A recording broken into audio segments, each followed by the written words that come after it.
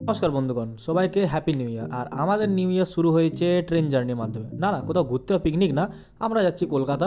আমাদের পরীক্ষা আছে সামনে। আর সকাল সকাল এক কাপ চা খেয়ে পরে, যদিও বা চাটা অতটা ভালো ছিল না, তাই ঘুম ছাড়েনি।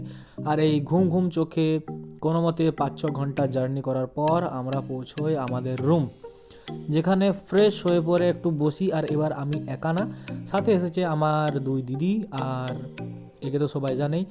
আর এরপর ফাইনালি হচ্ছে new year special.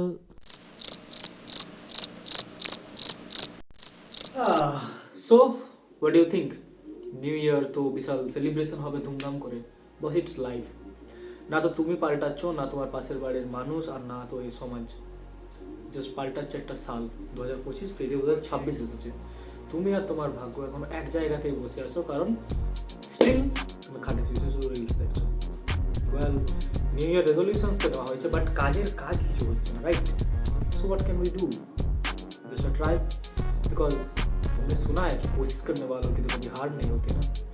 So will try again, but in a different way. As simple as that. No announcement, no drama, nothing. Just go for it and do it.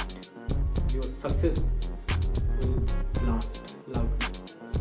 So, my guys, see you very very soon.